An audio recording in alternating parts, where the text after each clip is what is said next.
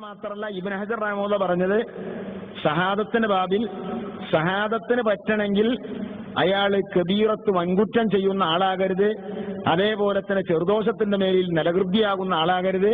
അതിനെ പുറത്ത് പറഞ്ഞു അയാൾ മുറുവത്തുള്ള ആളാവണം, മുറുവത്ത് പോക്കുന്ന കാര്യങ്ങളൊന്നും ചെയ്യരുത്. മുറുവത്ത് പോക്കുന്നതിന് ഉദാഹരണമായി പറഞ്ഞിട്ടുണ്ട് താടി പിടിക്കാൻ. ഹറാമാവുന്നതനുസരിച്ച് പിന്നെ ആദ്യം പറഞ്ഞു തന്നെ വിടും.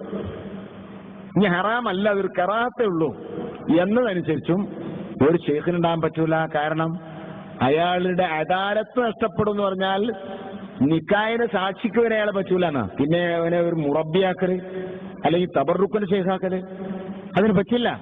എന്നാ പിന്നെ ഇവിടെ ഒരു ചോദ്യമായി ഉന്നയിക്കാറുള്ളത് മടവൂർ താടി പഠിച്ചിട്ടുണ്ടല്ലോ എന്നാ. മടവൂർ മുറബിയ ശേഖാന്ന് ആരെ പറഞ്ഞു? മടവൂർ തന്നെ ഞാൻ ശേഖാണെന്ന് ആരെങ്കിലും പരിചയപ്പെടുത്തിയിട്ടുണ്ടോ? മടവൂർ കുറെ ആളുകൾക്ക് ഇവിടെ തെർബിയത്ത് കൊടുക്കാന്ന് പറഞ്ഞൊരു തെരീക്കത്ത് കൊടുക്കാന്ന് കൊടുത്തിട്ടുണ്ടോ? അതുകൊണ്ട് തന്നെ മടവൂർ തെരീക്കത്ത് പറഞ്ഞൊരു തെരീക്കത്ത് പെടുണ്ടോ? അതൊന്നുമില്ല. ഒരു വ്യക്തി ആ വ്യക്തിയുടെ ജീവിതത്തിൽ അയാൾ താടി പഠിക്കുന്നു. അത് മടവൂർ മാത്രമല്ല, പെടുന്ന ലോകത്ത് ഒരുപാട് ആൾക്കാരുണ്ട്. അദ്ദേഹം മുറബിയായ ശൈഖാണെന്ന് പറഞ്ഞിട്ടില്ല. നമ്മൾ അദ്ദേഹത്തെ കുറിച്ച് മുറബിയായ ശൈഖാണെന്ന് പറയുന്നുമില്ല.